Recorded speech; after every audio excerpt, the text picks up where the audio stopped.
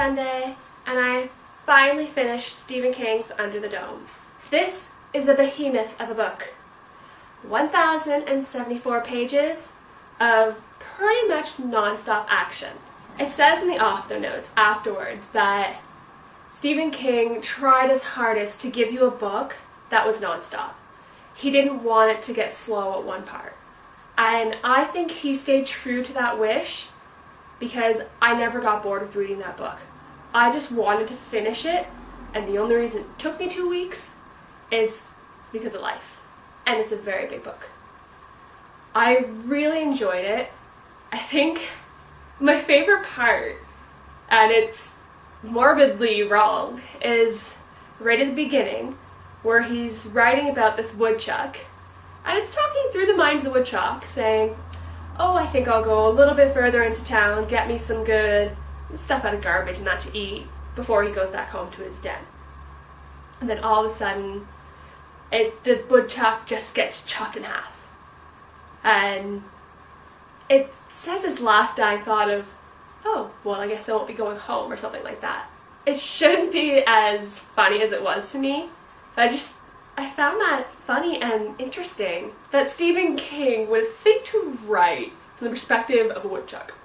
True, it's only one small chapter, or a section of the book, but it's really funny and interesting. The one thing I would say I didn't really enjoy about this book was the fact that there was so much death. The beginning of it is just simple. One guy's going for a walk out of town, like trying to leave town, and the woodchuck's walking into town, and all of a sudden this barrier gets put around the entire town of Chester Mills. And later on in the book, that barrier is called the Dome, hence the name Under the Dome. So this entire town just gets caught under a giant dome. At the beginning, there's a lot of detail put into the death of people, how they died, what's done with them after they die. And this book is full of like everything. You have your good guys, your bad guys, your insane guys. There's one guy that likes to kill people, and he is a bit of a necrophiliac.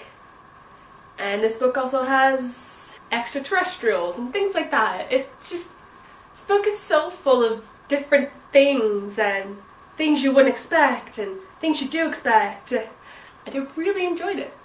Like I said, it's been a high-paced book from start to end, and I think I really connected with the main character, Barbie. Dale Barbara is his name. Everyone calls him Barbie. And Stephen King has a way of really making you connect with that character and feeling what he's feeling. Because this character, he's not perfect.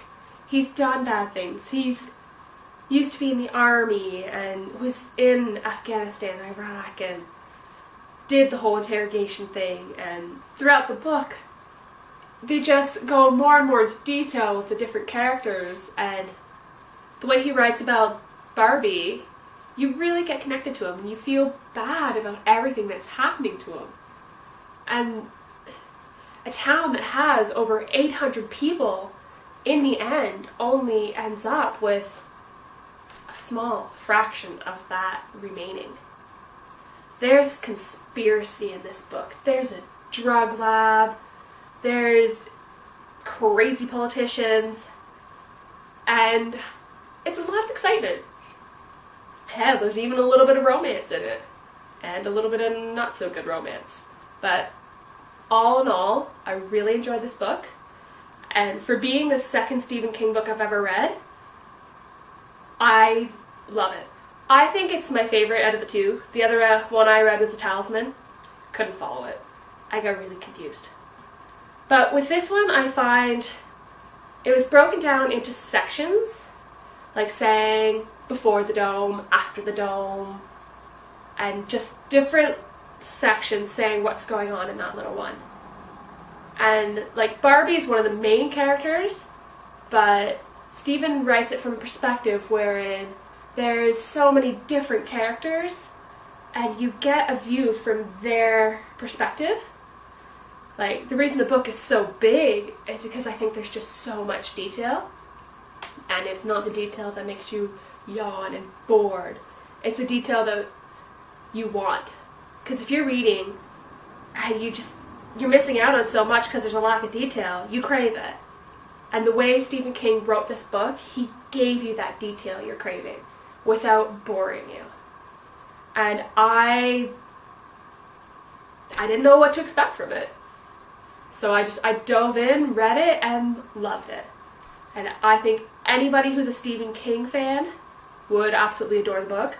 And even people who've never read Stephen King, that's a great book to get into Stephen King with. As I've said, I've only read one of his other books, but I do plan on reading a few more because it's really interesting. I kind of like the whole sci-fi, alternate universe sort of things because it's different. It's a good escape from everyday life. Anyway, I'm gonna go over there and pick a book off my beautiful bookshelf, and I'll get back to you after I read that one. Have a great time. I'll see you whenever.